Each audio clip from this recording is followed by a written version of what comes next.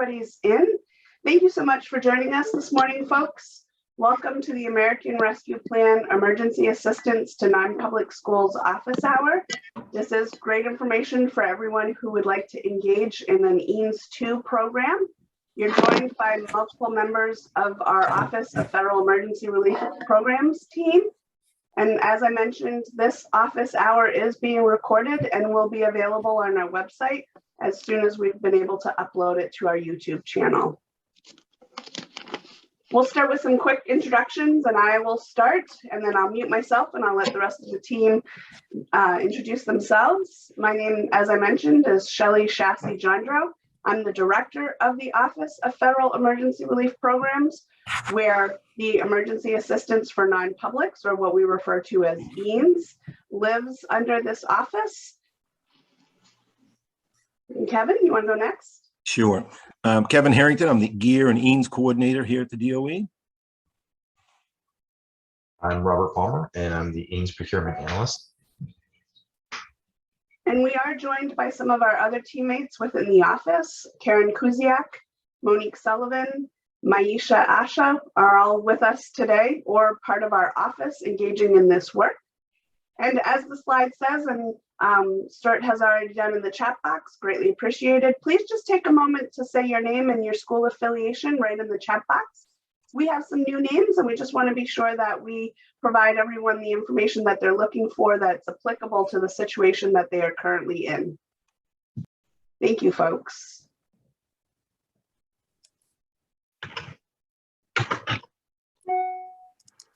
All right, today's topics, we're going to be talking about ARP EANS II. We're going to be giving an overview.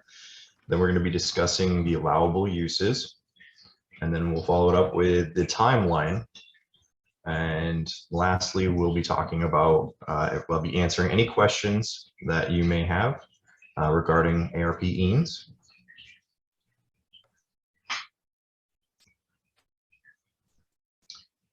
So we're starting off with the overview, and the American Rescue Plan Act of 2021 authorized a second round of funding for non-public schools with the GEAR funding to provide services or assistance to non-public schools. The ARP EANS is like Section 312D, excuse me, of the CARISA Act, with two exceptions. A state education, excuse me, got something caught in my throat. A state educational agency, SEA, may only provide services or assistance to non-public schools that enroll a significant percentage of students from low-income families and are more impacted by COVID-19. An SEA may not use ARP EANS to fund excuse me, got neighbor's dog barking. A SEA may not use ARP EANS funds to provide reimbursement for, to any non-public school for costs the school incurred to address the impact of COVID-19 emergency. The funds will be administered by the Maine Department of Education.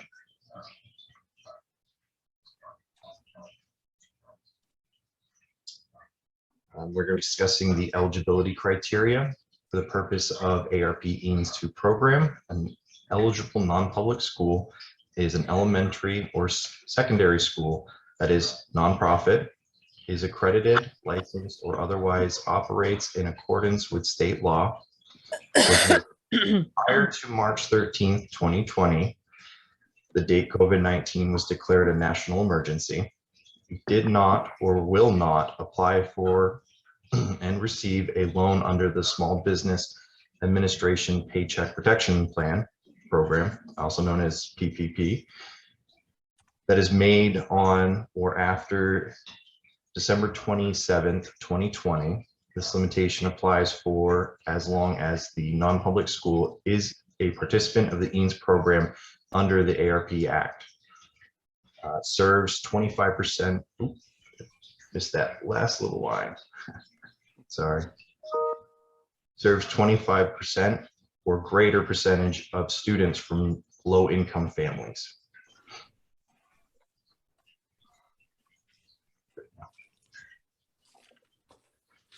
And here we have the certification that you'll see in your process of applying to certify that you are not participating with the PPP program. You'll have to save all this information, enter and save all this information to certify to be able to move on to the next phase.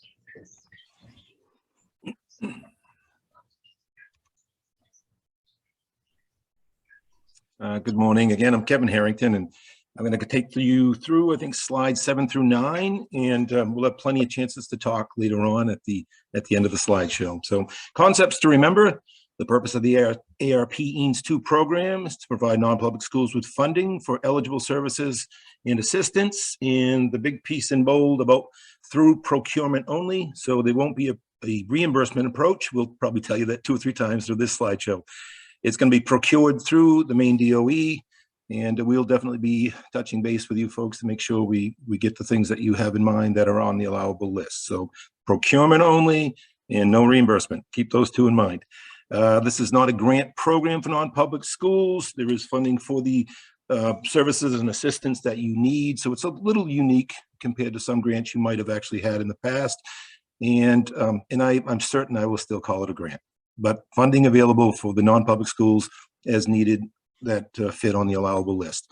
And the Maine Department of Education retains control of funds entitled to the materials and equipment. And for the folks that have had the CRISA 1 EANS, that is something you certainly would be familiar with.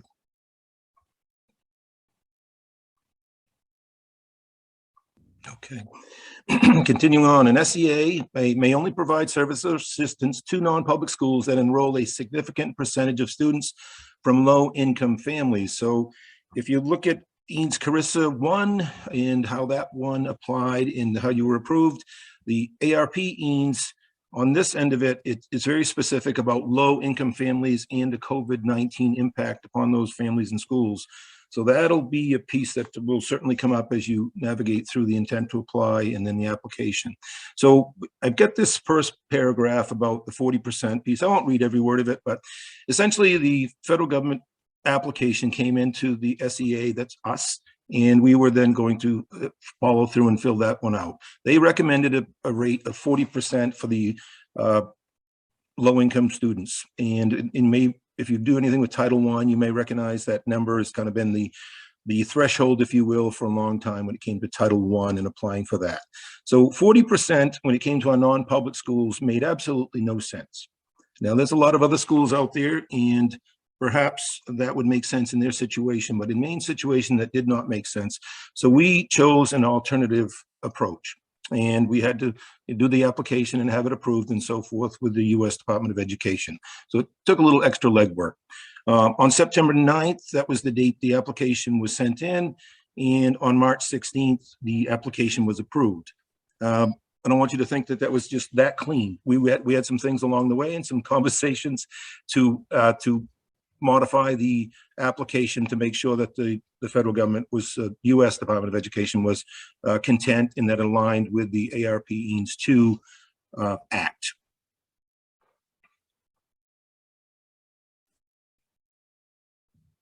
I'm ready for slide 9. Oh, there it is in front. Okay.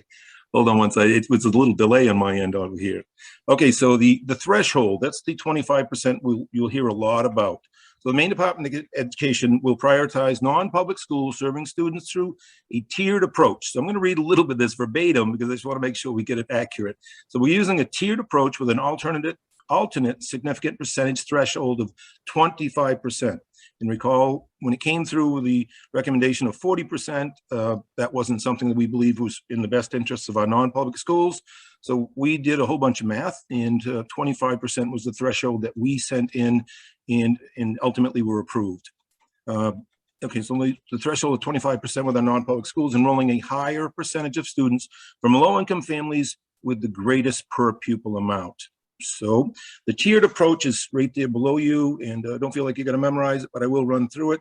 The tiered approach will be broken down into the following: highest per pupil amount to the lowest per pupil amount for all eligible non-public schools.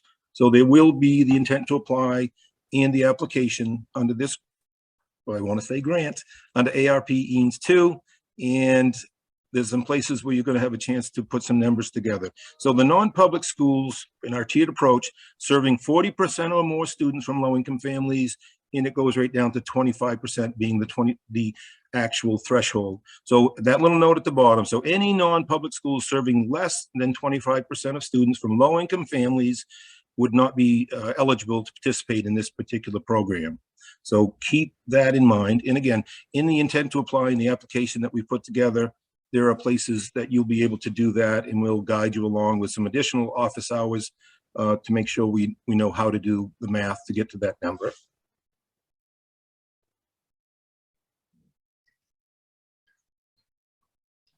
All right, so now we're going to be talking about the free and reduced lunch program. So the source property data that we'll be utilizing is going to be the free and reduced lunch. And we do have some information here as far as the guidelines for how to collect the information for free and reduced lunch. We're basically broken down to family size, family income, student names for non-public use only that will not be released to the public. And then down below, we have some links for the school year 2022 free and reduced price income guidelines. Then we also have the school year 2022 free and reduced price school lunch mean household application and the student eligibility for the final link. And we will try to get those provided to you in the chat so that way you can have that information readily available soon.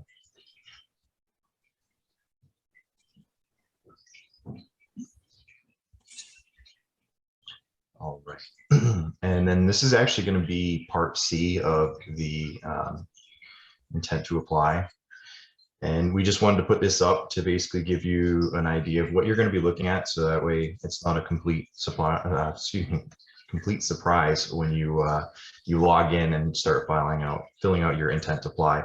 And you can see we have the blocks for the student information that will need to be entered. That will be a required item to be able to move forward with your intent to apply.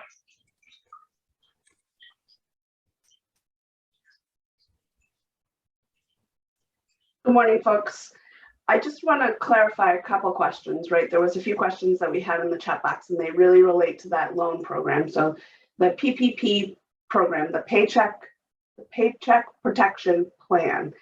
And that was a program that on the onset of the pandemic really supported our small business entities to be able to continue to operate when we thought the pandemic was going to be somewhat short-lived. So the loan program is a federal component right out of the US Treasury that provided, as I mentioned, small businesses, which may be a non-public school who applied for a PPP loan program and received that loan program. If they participated in the first loan program, which transpired before December 26th of 2021, then you would be eligible for ARP EANS II. If you happened to find yourself in that academic year needing some additional support and you participated in the PPP loan program after December 27th, 2021, and that date is particularly important because that's when the second round of Corona relief funds came about, which we refer to as CRISA. So essentially, it provided an opportunity for non-publics to engage in the loan program or to engage in some of these federal programs under the CRISA Act. So there was an opportunity for our non-publics to select which one better suited their situation. So if you participated, not you, but your non-public school participated in the loan program after December 27, 2021, then that would unfortunately make you ineligible based on statutory language for ARP EANS II. So just kind of wanted to clarify that verbally as well so that we have it on the recording and it has addressed that question. And I'm going to jump right into COVID-19 impacts. As I mentioned, we've been in the pandemic for a few years now, and based on statutory language, all Department of Educations, all state agencies are required to prioritize families that are low income, as well as schools, non-publics who have been disproportionately impacted by COVID-19. So the way we're collecting that information, and the next screen will show you exactly how it looks on the intent to apply. But these are the categories in which we're collecting that information. These are also the categories that we highlighted to the U.S. Department of Education in our ARP EANS application that Kevin referenced at the top of the hour. So looking for those COVID-19 cases, and based on your zip code, how many cases at the beginning of October of 2021 were there in that county. So we've provided you the link. That link is also on our intent to apply so that we can gain that information from you folks. Also, these questions and these items may seem very similar to CRRSA. We tried to align to the CRRSA EANS program as often as we could in this additional program. So the loss of Maine student tuition revenue. So including some information related to a couple Octobers to be able to see the reduction in tuition is what you will see on the intent to apply, as well as any other components that we might have missed, like the lack of resources or learning loss. And that learning loss in particular, we will ask, how has that been documented and how can you demonstrate that as a non-public school? Because as I mentioned, this COVID-19 impact is based on the statutory language, which means if and when an audit comes down the pipe, the U.S. Department of Education, the Office of Inspector General, the State Controller's Office, anyone can come back to us as a department and you as a non-public and say, what documentation do you have that shows us the loss of learning because you have it checked here on your intent to apply and received some additional funding based on that component. So what we will do as a team is once all the intent to applies have been completed, we will take a look at the quantity of the effect that COVID-19 has had on our non-publics. And we have set aside a portion of our allocation to support those schools who have been directly affected by COVID-19. So if you are looking at this page and you are affected by all items and have documentation that are listed, then we would encourage you to select all of the check boxes with the information and the documentation that you have. If you feel as a non-public, you may not have been impacted related to the lack of capacity to provide remote learning because of insufficient technology support, then we would not want you to check that box because, again, this is statutory language. It's also included in the SEA's application to the U.S. Department of Education, which says we are going to check and confirm for these items.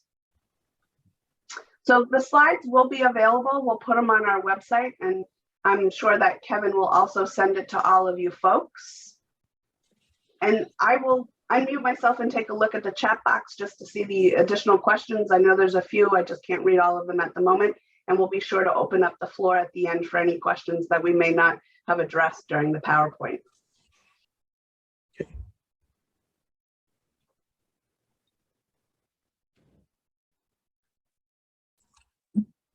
Sorry about that. I was muted while I'm trying to talk. So now we're going to discuss the ARP EANS II Allowable Uses. And these are the eligible services and assistances that are deemed acceptable for utilization for the funds. So we're talking about supplies for sanitization, disinfectant, cleaning, PPE, improving ventilation systems, including windows or portable air purification systems, things of that nature, training and professional development for your staff on sanitization, use of PPE, and minimizing the spread of infectious diseases, diseases, physical barriers to facilitate social distancing, COVID-19 testing and tracing, educational technology, redeveloping instructional plans for remote or hybrid learning or to address learning loss, leasing sites or spaces to ensure social distancing, reasonable transportation costs, other materials, supplies, or equipment recommended by the CDC for reopening and operation of school facilities to effectively maintain health and safety. Initiating and maintaining educational and support services or assistance for remote or hybrid learning or to address learning loss. So that's what we have for eligible services and assistance.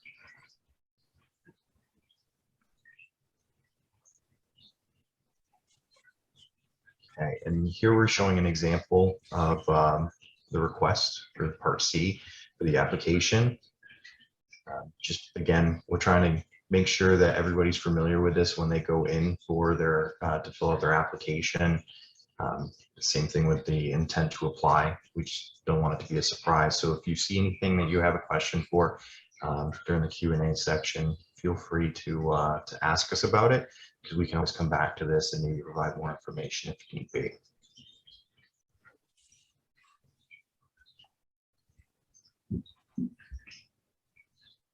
Okay, I'll pick it up from here. And on that allowable uses for folks that have that Carissa Eanes grant in place, you'll notice the last one, which would have been letter M, was reimbursement, and that was removed. Other than that, the allowable list is identical to the Eanes one. And so here's some timeline of what's going on with ARP EANS II. I won't hit it all, but I kind of like to have a timeline available, and it gives me an idea of when I need to do certain things. Just keep in mind, yeah, we do have some dates in mind there, and those do align with what our expectations are. However, if things do spill a little further, the world will not end. We're going to continue to help you and work through it. And again, that's just a nice little reference for you. I'm going to get that last piece. Let's see, following the due date of the intent to apply applications, allocation amounts will be sent to all approved non-public schools. So essentially, we'll need some information from you folks in order for us to go ahead with to figure the allocation for each qualified non-public school under ARP EANS II. And I'll take the next slide. Oh, good. I got the easy ones. So some resources there. You may be familiar with in all of these programs we have for the emergency side of it since COVID-19 appeared. There's FAQs, frequently asked questions. There's some interesting stuff that really allows you to kind of comb through when you have a question, especially if you're thinking, okay, I'm all set on the intent to apply. Now I'm doing the application, the actual piece that kind of looked like a budget, and you want to put in some things but you're not quite sure. So you look at the allowable uses, and then this reference, which again will be on our website, is really kind of a handy one. It's a go-to for us also, where you can go in and look. They have it sectioned off, and you can take a look at the frequently asked questions to find the question you had in mind. It's a very good chance it's going to be there. If it isn't, by all means, let us know, and we'll help you out. But there's some good information there that will kind of allow you to fill out the application in a way that makes sense, and you get the things requested that are pretty certain will be approved. So there's a couple of sites there. One of them is the US DOE site, and there's some good information on that also as a reference. So by all means, take a look at those when you have a chance.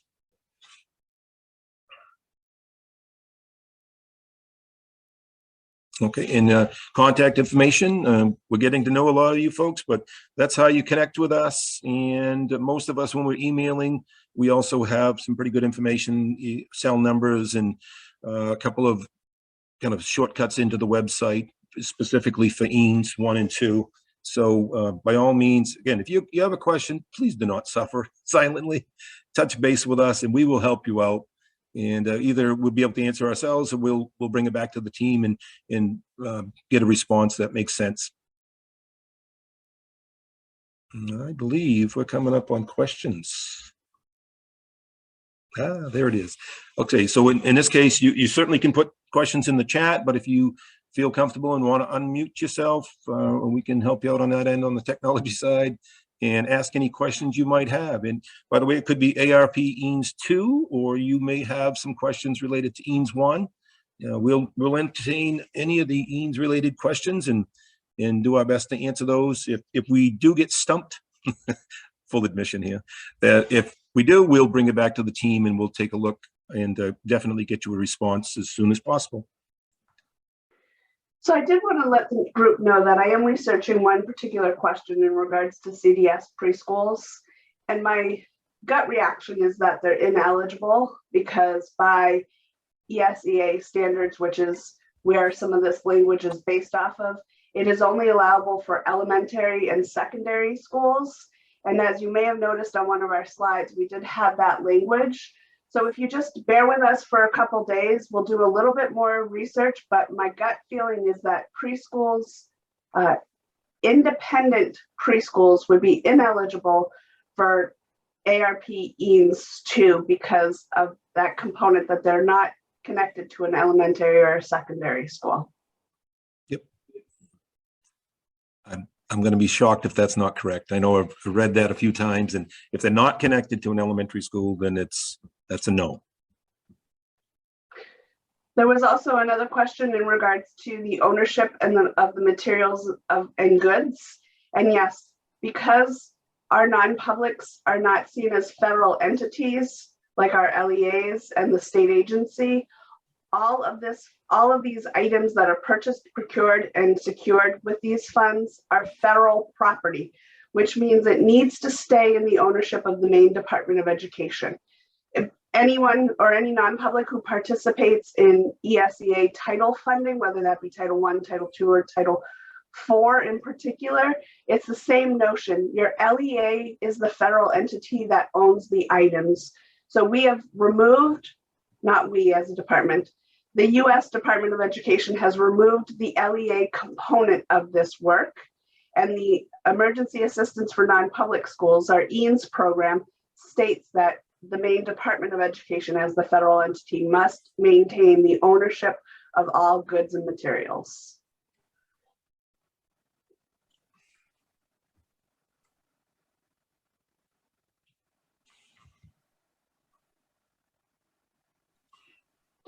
So yes, most definitely, it is very similar. You'll see some overlapping concepts between CRRSA EANS 1 and ARP EANS 2, except for two notions.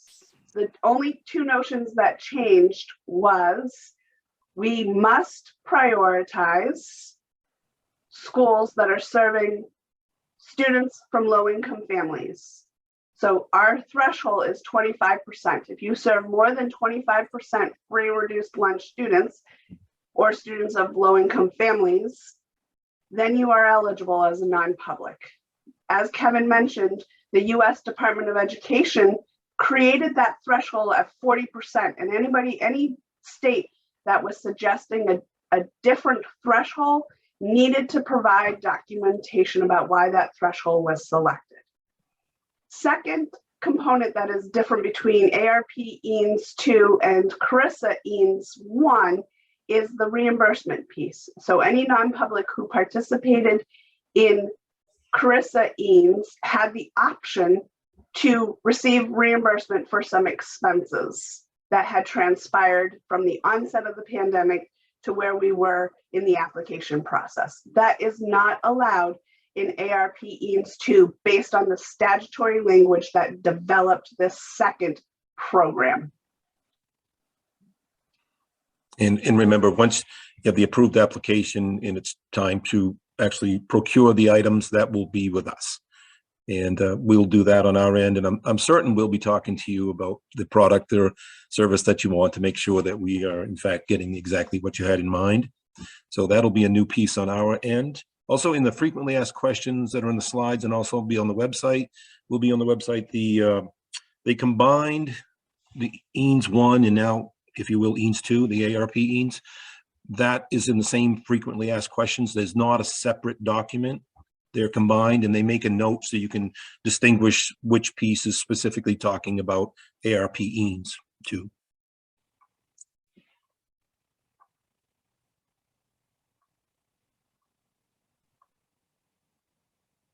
Kevin, do you want to take some of the additional questions in the chat box? Yeah, I was Or would you like me to get started? Oh, jump in. I was just pulling them up right now. Sure. So in regards to the ownerships of materials, because they stay with the department, as I mentioned, the federal entity is the department, that means that they have to be easily removable, right?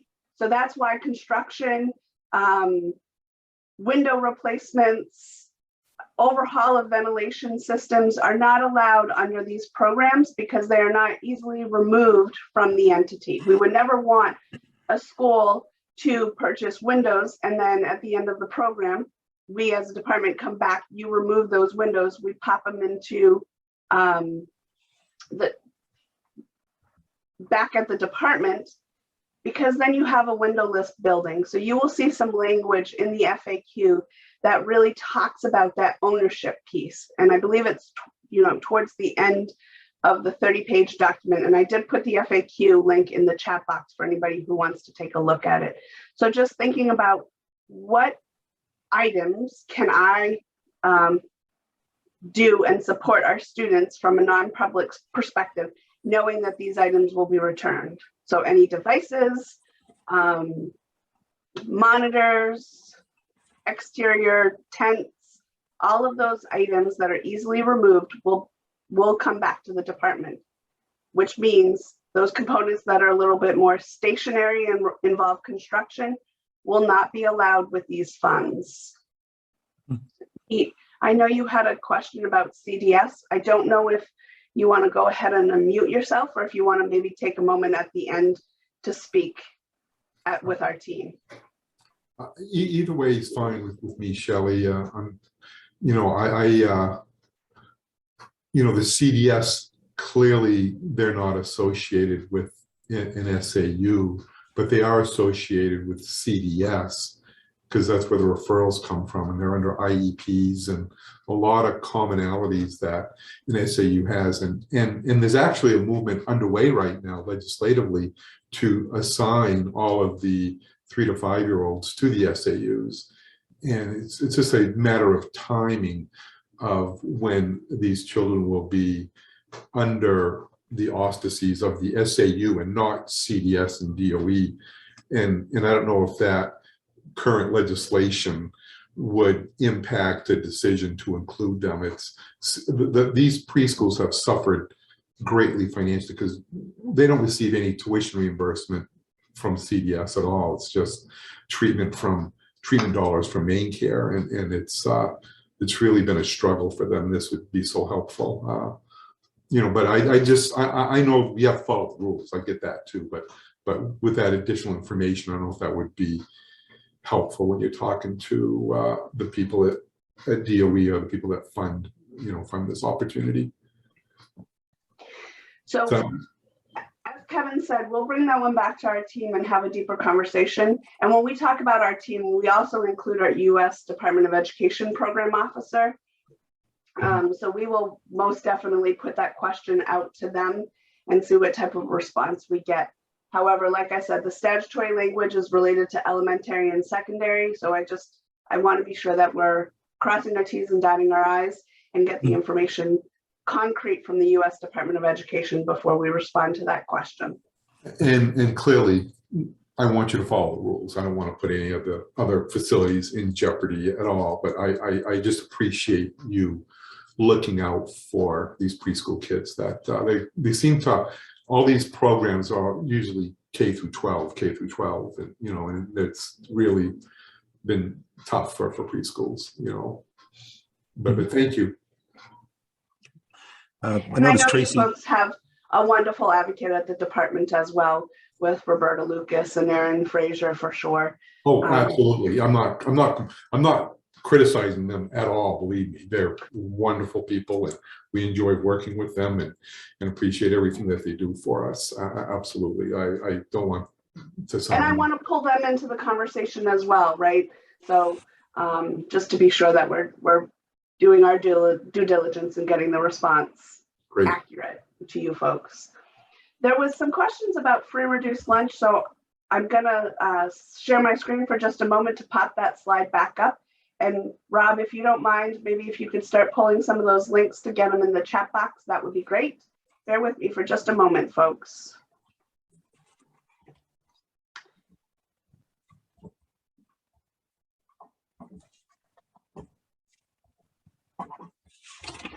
So we had some questions in regards to free reduced lunch, indicating that potentially that was a data set that is not collected at our non-publics. However, that is the data set that is required by statutory language to be eligible for ARP EANS II. So what we tried to do, knowing that there is a potential that you folks may not collect that information, we provided you a wealth of resources that we have within the department, even to the point where there's one particular form that you could ask your students and your families to complete for this purpose only, right? So there is a form in one of those links that Rob, will take a couple minutes and go ahead and put in the chat box. So we have a form that's been developed by the Maine Department of Education available on this website. And that's essentially what goes out to our public school students as well. If anybody has worked in the public sector, notice that at the beginning of the year, your kiddo or your schools send out a packet of paperwork, and one of those forms happens to be this eligibility lunch program criteria. So when we're asking that information on the intent to apply, we will use that information in the calculation of your allocation. So you want to be sure that you have documentation that shows that you've identified these families, the family size and the family income, and provided that information to us. Again, we do not want any student identification information that is only for your use. And your component in which you're reporting to us is these two boxes. So number one, my apologies. Number one is going to be how many students did you have enrolled on October 1st, 2021, which is the school year that we are currently in. And how many of those students do you have documentation for that indicated they're a family from their students of a family who is low income? So this number, this 32, is calculated on the back end, but essentially it's 56 over 175 gets that percentage, which means this school, which is our test site, Pine Mountain Academy, is 32%. So this school would be eligible to participate in ARP EANS II because they exceed the threshold of 25% of their students from low-income families. So if you have a student enrollment of 175 kiddos, and I'm going to have to pull out my calculator here, and of those 175, you can confirm that 24 are from families of low income. That is a calculation of 13.7, which means your non-public would not be eligible for ARP EANS II. That threshold has to be met, 25% to be eligible for ARP EANS II. And if I didn't address the question thoroughly enough, I encourage our team to also jump in, but I also encourage you folks to unmute yourself and ask any follow-up questions in regards to this item in particular. Shelley, there's also a question in there from Matt that says, how would this work for supplementing wages to teachers offering extra help or cleaning? And very similar to EANS, Carissa EANS 1, in your application, you go through your process of intent to apply, and you're determined to be eligible for this funding. You would put that in your application. We would go through our process of approval, and if it falls under one of the allowances, then we would work from there. So you have an improved application with that in there. From there, we have a little bit of additional work that a staffing request in a sheet that goes to Atlantic Staffing, the company that we're using on payroll and staffing.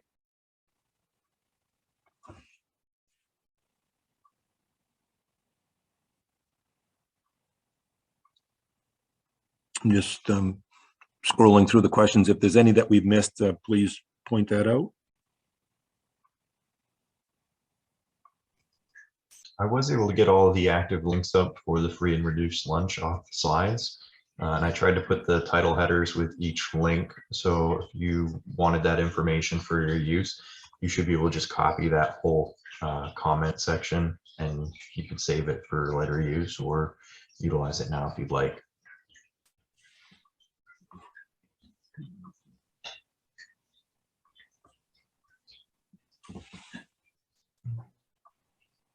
So So we do have a question. Title I uses several measures to determine eligibility. Is the free or reduced lunch eligibility the only measure used for this rather than all of the criteria used for Title I? So my assumption in that question is, and I want to clarify my assumption before responding to the question, is, are we referring to like SNAP and TANF in particular? Sorry, Shelley, this is Martha Boone. When we send out our surveys for Title I to determine if, which families will qualify for Title I, there's a whole list of things like they're eligible for Maine care, they're eligible for financial aid, they're eligible, and if they meet, different criteria, then they are considered a Title I. There's an income range, and then there are all these other things that we have to, they check for us. I receive Maine care, I would be eligible for free and reduced lunch, and all of those things are considered as part of the Title I qualification. For this, is it just looking at families that would qualify for free or reduced lunch? Is that the only measure? Or is it all of those like that? There's a form that we get and a survey that we send out to our parents that has a grid that tells us the incomes. And then it says, which of these apply to you? And it's like A, B, C, D, E, and so forth. And it's not, Title I doesn't just look at free and reduced lunch to determine eligibility for Title I. And so that's what my question is it, or is it just specific, the family has to be able to click the box that they would be eligible for free or reduced lunch? Kevin, did you want to address that one? Yeah, sure. Yeah, just over the years of filling out this form on the public side, if they were going to fill out the form just for the income, and a determination would be made based on that. But if they had a TANF, SNAP, and some of these other programs, then it was an automatic that they were going to receive free and reduced lunch. Therefore, they would, in this case, they would then qualify for what we're talking about. If that adds up to, we get to that 25% threshold, then we're a go for this particular program. So I'll read you the different criteria. I just opened up last year's survey. And so 1 meets free lunch income, 2 meets reduced lunch income, 3 receives food stamps, 4 receives Medicare, 5A receives tuition assistance, and I got this thing, receives tuition assistance based upon free lunch income, receives tuition assistance based upon free lunch income above. So it has other things besides just free and reduced lunch. It also has the food stamps, it has the Medicare, and then receives tuition assistance. And all of those things are factored in when they're determining what our percentage is of the Title I funding that we receive from the Bangor School Department. And so that's what I'm trying to determine. Is it going to be based on just the parents who can click that they qualify for the free or reduced lunch? Or would it also be those that say, I receive Medicare, I receive food stamps, etc.? And maybe you don't know that yet. And that's one of the things you'll have to look into. Well, and that's what I was going to say, Martha. In particular, we need to follow up with our U.S. program officer about that question in particular, because that was a question that we needed to sort of check the box. Are we going to collect free reduced lunch? And TANF, SNAP, Medicare, all those other ones that Medicaid, all those other ones that you mentioned, we're not an area where we could check. So we want to confirm that if we checked free and reduced lunch, that allows our non-public schools to show that they've met the 185% poverty threshold that is based on free and reduced lunch in a way that is equivalent to free and reduced lunch, which is essentially what those other measures are, right? They're a way to show an equivalence to that free reduced lunch count. So let us just follow back up with our U.S. program officer, because as I said on our application, all those other measures, which we know of, right? Kevin's from the public sector. I came from ESEA federal programs. We know that you folks utilize those other mechanisms to demonstrate your students from low-income families. We just want to be sure that that's acceptable from the U.S. Department of Education's perspective. Because based on what we have to collect that information twice a year. We have to collect it when we are looking to get our Maine State Library Network internet. So I collect it in the fall, and then we collect it again in the spring when we're looking to get our portion of the Title I. And so when I collected that data in the fall, we used these same sort of measures, and my school would meet that 25% criteria. But if it's going to be just based on the free lunch or reduced lunch, I'd have to open it up. I don't know what impact that has. And so, you know, MSLN is saying we meet the criteria. Title I says we meet the criteria, but is this going to be more narrow, which is then going to reduce the number of schools that are going to be able to participate even more than you were expecting? Okay. I would say this, we're going to go back and look, but it seems as though the free and reduced lunch form, the pieces that kind of automatically allow free and reduced, that list has grown a little. So there's a couple that are on that I would say absolutely yes. And then there's a couple that, we better take a look at those. So we will definitely get that answer and back to you, but it'll be a moment with the U.S. Department of Education just to be sure we put out the right information. Thank you. You're welcome.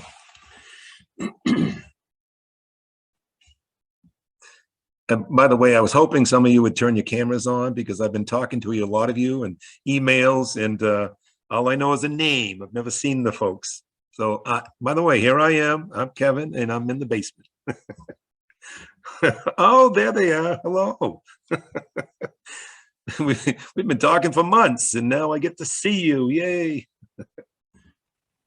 Hi, Kevin. Hi. Yep, every one of you look exactly the way I thought. No.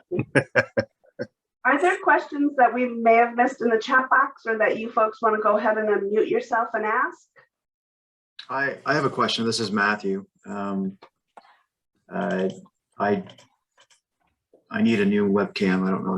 It's not really working all the time, but just wondering, is there a list, or there's a document in this somewhere of a list of acceptable uses for the funds? Is that right?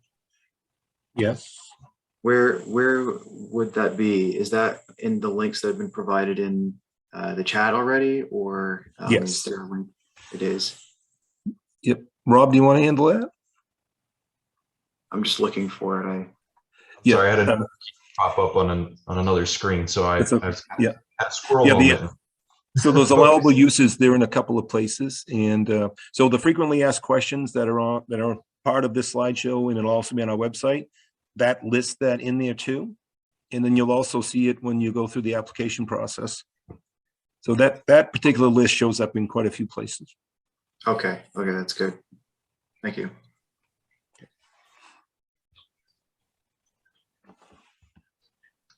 I think we had another question. Do we have a target date for reviewing the EANS reallocation applications? Kevin, I don't believe at this time we have a set date for reviewing the reallocation application.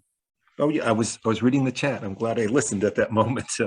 So the reallocation piece, as the folks that are in the CRISA EANS, EANS 1, I've gone through and been calling everybody and sent some emails to prompt a few folks, but there's like 3 folks that I haven't been able to connect with yet. So what I'm trying to do is to say, listen, you had an allocation, say you had I'm just pulling these out of the air, but $500,000 allocation, you spent $300,000, or you've asked for it, encumbered it, and there's $200,000 left on the table. So I don't want to just move that over into reallocation. I want to chat with you directly to make sure that is your wish. And if it is, then we'll put that money in the reallocation fund, total that up, and then we know exactly what we have right to the penny, and then we can move forward with the reallocation. But I mean, we're ready to do that. It's just a matter of making sure those last couple of folks let us know one way or the other what they would like to do with their funds. Some have had, say they had 50,000 remaining and they chose to reopen the application. That's wonderful, that's fine. And then we go through our regular process, and if there's any left, we can move it over to the reallocation fund. But we're ready to do with that. On the landing page, when you go into GEMS, you'll see it's there. And we have had 11 schools as of today that had asked for reallocation funds. So as soon as we know from the last few folks, then we'll be able to tell you exactly, the time then is for us to go in and take a look at those, at the requests for reallocation funds, and approve as we can.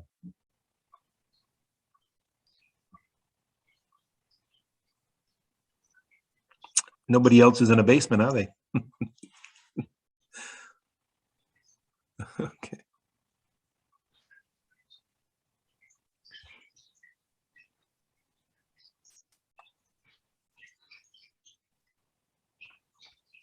I'm not seeing any other questions in the chat. If there's anything else that folks would like to touch base with us after we conclude today, feel free to do that.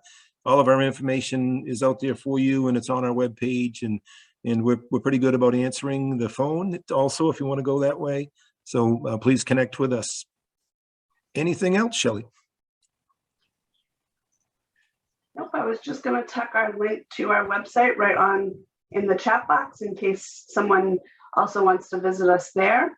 So there's the website for our office. Okay. All right, and seeing no additional traffic, we'll conclude today. And by all means, folks, catch up with us if you have other questions for us down the road, whether it's EANS 1 or ARP EANS. We will be there to help you. Have a great day. Thank you. Thank you.